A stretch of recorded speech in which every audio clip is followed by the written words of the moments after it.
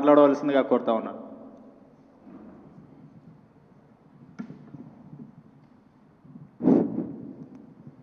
ఈ round table సమావేశానికి వచ్చిన ప్రతి ఒక్కరికి మన మాల బాంధవ్యులకు పేరు పేరున జై భీములు.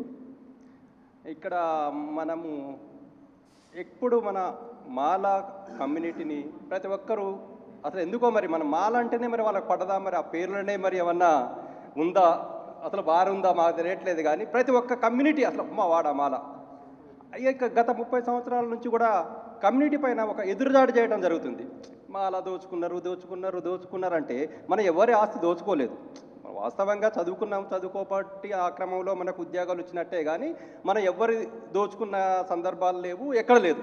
ఇంకా ఒకవేళ మనం దోచుకున్నారా లేకపోతే ఇంకేమైనా బ్లాక్మెయిల్ అయిందా ఇంకేమైనా జరిగిందా అంటే అన్నీ అక్కడ మనకు దళిత బంధువు అక్కడనే వచ్చినాయి, మెజార్టీ వచ్చినాయి.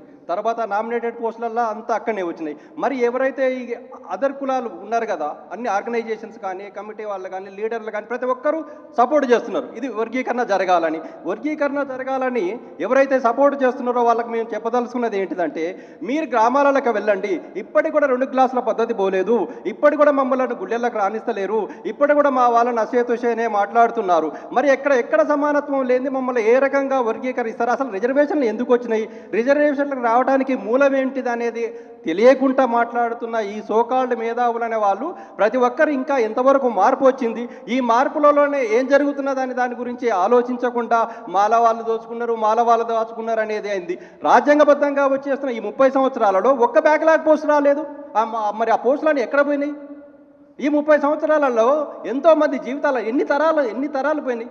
ఇంకా ఉద్యోగాలు అంటున్నారు. ఇప్పుడు సెంట్రల్ గవర్నమెంట్ వాడు అసలు ఉద్యోగాలు లేవంటున్నాడు, అన్ని ప్రైవేటైజేషన్ గ్లోబలైజేషన్ అంటున్నారు. మరి వాటిలో ఉద్యోగాలు లేనప్పుడు ఇక్కడ చేస్తున్న ఏబిసిటీలతోటి మనకు ఒరిగేదేంటిది? అసలు ఆ కమిషన్లో వాళ్ళకన్నా ఇష్టం వచ్చినట్టు వాళ్ళు ఏదో పెడుతున్నారు, దానికి అందరూ సపోర్ట్ చేస్తున్నారు.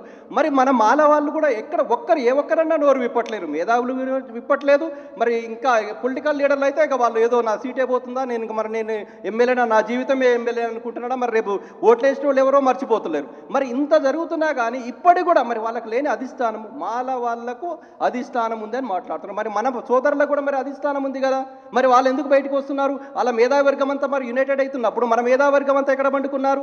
ఇక్కడ అనేక రకాల జరుగుతుంది. మన విద్యార్థి లోకం, ఇక్కడ ఉన్న వాళ్ళు యూనివర్సిటీలో ఉన్న విద్యార్థి లోకం కూడా ఇది కాదు అని మన వాళ్ళు కూడా ఎందుకు ఉద్యమాన్ని ఇంత నిర్లక్ష్యం ధోరణి వహిస్తున్నారు అనేది అర్థం కావట్లేదు. అని అంటే ఇక్కడ మన వాళ్ళందరూ చెప్తున్నారు నాయకత్వం లేదు, లీడర్ లేడు అనుకుంటున్నారు. మరి లీడర్ కావాలంటే మనమే ఒక లీడర్. మరి ఆ లీడర్ని ఎలా అయితే మనం ఎంచుకోవాలి, లీడర్ని సెలెక్ట్ చేసుకోవాలంటే మనం ఏం చేద్దాం? రేపు ఆ లీడర్ తిరగాలంటే వాడికి శాలరీ కావాలి, వాడికి జీతభత్యాలు కావాలి, భార్య పిల్లలు ఉన్నోడైతే వాడికి కావాలి, పెళ్లి కావాలి.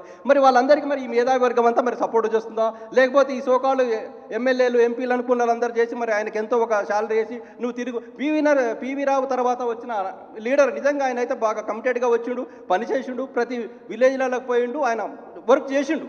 మరి అలాంటివి కావాలంటే ఇప్పుడు రకరకాలుగా ఉన్నాయి. ఫ్యామిలీ బతికించాలి కదా. మనం ఒకరోజు అంటే చేసిన వారు ఈరోజు నైట్ నుంచి చేస్తే మనం 10 మందిని రాలేదు. మరి ఎంతమంది కాల్ చేయాలి? ఎక్కడి నుంచి డబ్బులు వస్తాయి? దీన్ని చేయడానికి డబ్బులు కావాలి, నీళ్ళు కావాలి, ఇవన్నీ కావాలి. మరి ఎవరు వేస్తున్నారు? దీనికోసరానికి మనం ఆలోచించాలి. నాయకత్వం లేదంటే మనమే చూసుకో, ఎవరిని పెట్టుకుంటాం? మనకు కావాల్సిన ఒక క్యాండిడేట్, బాబు నీకు ఇంత శాలరీ ఇస్తాము, ఇంత ఇస్తాము, కులం కోసం పనిచేయి నువ్వు అని. మరి మళ్ళీ మనం పోయి మళ్ళీ వాడు కూడా కులం కోసమే ఉండాలి. మళ్ళీ నేను ఎమ్మెల్యేనైతేనో ఏదో ఇది అంతా యూజ్ చేసుకొని రేపు నేను ఎక్కడో పోతాను కదా. కమిట్మెంట్గా పనిచేసే వాళ్ళు నాయకుడిని మనమే ఎన్నుకోవాలి. మనలోనే ఒక నాయకుడు రావాలి. కానీ మనం కొత్తగా నాయకుడు లేడు, మనం అంటే ఎన్నడు నాయకుడు వస్తాడు, మనం ఆయన వెనకపోయి ఎప్పుడు నుంచి ఉండాలి. ఇది అయితే కరెక్ట్ కాదు. నేను ప్రతిసారి నేను చెప్తున్నాను, నాయకత్వ లోపం ఉండేది కరెక్టేను.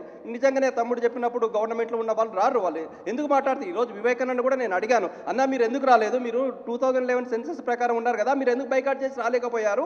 మీకు అధిష్టానం ఉంటుంది కదా, మీరు ఇంత చేసి మిమ్మల్ని ఇన్ని మీటింగ్లు పెట్టారు, ఈరోజు మిమ్మల్ని ఒక సీఎం క్యాండిడేట్ అనుకుంటున్నప్పుడు మీరు బయటికి రాలేకపోయారు, ఎందుకు రాలేదని అంటే ఆయన కూడా ఎవరు నాకు సపోర్ట్ చేయట్లేదని రకరకాల కారణాలు చెప్తున్నాడు. ఇప్పుడు చెప్పింది అధిష్టానం ఉంటే 2011 సెన్సస్ ప్రకారం ఎంపెరికల్ డేటా తీయమని చెప్పింది సుప్రీంకోర్టు. వాళ్ళు ఎప్పటి నుంచి చూసిండ్రు? 2011 సెన్సస్ ప్రకారం చేసిండు.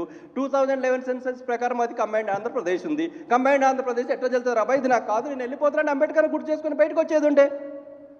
అలా రాలేకపోయాడు. ఆయనతో పాటు మాట్లాడండి, ఏ యొక్క ఎమ్మెల్యే మాట్లాడలేదు, తర్వాత ఏ లీడర్లు మాట్లాడలేదు. తమ్ముడు నాటికి నిజంగా కూడా మనకు క్లారిటీ లేదు. అసలు ఏబిసిడీలు కావాలా వద్దా? అసలు ఏబిసిడీలు ఎందుకు కావాలో చెప్పండి. మనకు అసలు కులం ఎందుకు వచ్చింది? ఈ రిజర్వేషన్లు ఎందుకు వచ్చినాయి?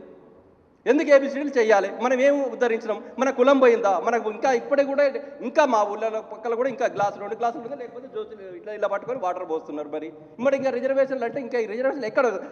70 సంవత్సరాల స్వతంత్ర భారతదేశంలో ఇంకా 2 గ్లాసులు ఉంది, ఇంకా నీళ్లు పోస్తూనే ఉన్నారు. మరి మన కాడ అన్ని సంఘాలలో ఆర్గనైజేషన్లు ప్రతి కూడా ఏబిసిడీలు చేయాలి. ఈ మాలో అంతా దోచుకున్నారు ఉన్నారు.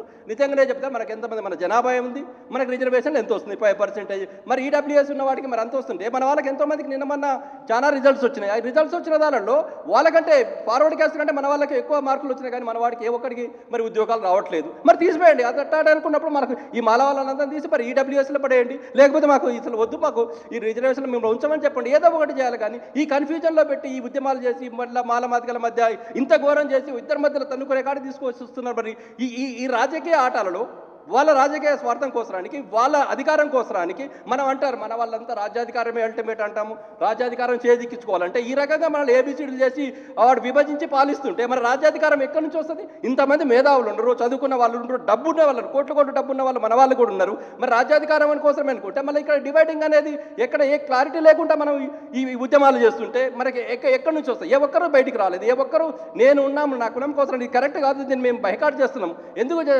ఇప్పుడు మన జస్టిస్ ఆ కమిషన్ ఇది బైకాట్ చేస్తున్నామని ఏ ఒక్కరు మన వాళ్ళు అనట్లేదు. ఎందుకు ఎమ్మెల్యేలు రావట్లేదు? వాళ్ళకి లేని అది అధిష్టానము మనకే ఎందుకుంది? ప్రతి వాళ్ళు బయటకు వస్తున్నారు, ప్రతి వాళ్ళు ప్రెస్ మీట్ కార్డు వచ్చి మాట్లాడుతున్నారు, ప్రతి లీడర్లు మాట్లాడుతున్నారు, కుల సంఘాలు మాట్లాడుతున్నాయి, అన్ని కుల సంఘాలు, ఈవెన్ ఫార్వర్డ్ క్యాస్ట్ కానీ ఎస్సీలు, ఎస్టీలు, బీసీలు, అన్ని సోకాళ్ళు అన్ని ఆల్ ఆర్గనైజేషన్స్ కూడా ఇది కరెక్ట్ అని మాట్లాడుతున్నారు. మరి వీళ్ళందరూ ఎందుకో కులాలు మరి ఊళ్ళలో ఇంకా ఎందుకు జరుగుతుందిరా భయ్? వాళ్ళని ఇళ్ళకి రానియలేదు, బళ్ళకు చదువుకొనిస్తలేరు, గుళ్ళలకు రానిస్తలేరు, వాని అయ్యని చూసో వాళ్ళ అమ్మని చూసో ఇంకా వీడి కులం ఇలా ఉన్నదని ఎందుకు అర్థం చేసుకోలేకపోతున్నారు ఈ మేధావి వర్గం అంతా, ఈ ఆర్గనైజేషన్లో పనిచేసే వాళ్ళంతా? రిజర్వేషన్లు అంటే ఇప్పటికే ఇంత చదువుకున్నవాడు కూడా కులం ఇంకా ఎక్కడో కాదు, ఇక్కడ యూనివర్సిటీలలోనే కులం ప్లే చేస్తూనే ఉంది. మరి ఇంత ఎక్కడ వస్తుంది? దీని గురించి కూడా మన వాళ్ళు అనేది ఆలోచించాలి. మనకంటూ ఒక లీడర్ కావాలి, దానికి ఖచ్చితంగానే మరి ఒక లీడర్ అనేది తిరుగుతున్నారు. ఆల్రెడీ మన వాళ్ళు ఎంతోమంది మనకు వాళ్ళు తిరుగుతున్నారు. కానీ వాళ్ళు కూడా ఎవరైతే ఈ మేధావర్గం కానీ ఎమ్మెల్యేలు కానీ కొంతమంది కావాలంటే ఫండ్ కలెక్ట్ చేసుకొని ఎవరైనా లీడర్ కావాలంటే వాడు ఒకరోజు తిరుగుతాడు, 2 రోజులు తిరుగుతాడు. ఇది కాదు, దీనిపైన చేసి అసలు యాక్చువల్గా దీన్ని ఏదైతే ఈ కమిషన్ ఉందో ఆ కమిషన్ మాత్రం టోటల్గా బైకాట్ చేయాలి. అసలు మనకి రిజర్వేషన్లు అనేది ఖచ్చితంగా దీన్ని బైకాట్ చేయాల్సిందే. ఇంకా ఇక్కడనే ఉంది, మాకు ఏ మార్పు రాలేదు. వ్యవస్థలో అన్నీ అట్నే ఉన్నాయి. అంబేద్కర్ ఇచ్చింది ఆ రోజు ఏదో ఇది చేస్తుందని కాదు, అక్కడ ఉన్న దాన్ని చూసి మనకు ఆ రోజు రిజర్వేషన్లు వచ్చినాయి, ఈ రోజు మనలో డెవలప్మెంట్ రాలేదు, మనం దోచుకోలేదు. దీనికి మనం కూడా ఎదురుదాడి చేస్తూనే అయిపోతుంది. కానీ మరి కులాన్ని ఇంత దారుణంగా అన్ని కులాలు ప్రతి కులం వచ్చి మాలని ఎదురుదాడి చేయటం మాత్రం దీన్ని మేము తీవ్రంగా ఖండిస్తున్నాము. వేరే వాళ్ళు ఎవరు కూడా ఈ కులదాడి చేయటం మాత్రం అంత కరెక్ట్ కాదని ఈ అవకాశం ఇచ్చిన ఆర్గనైజేషన్కు ధన్యవాదాలు తెలుపుతూ ముగిస్తున్నాను. జై భీమ్. జై భీమ్ అన్న, థ్యాంక్ యూ.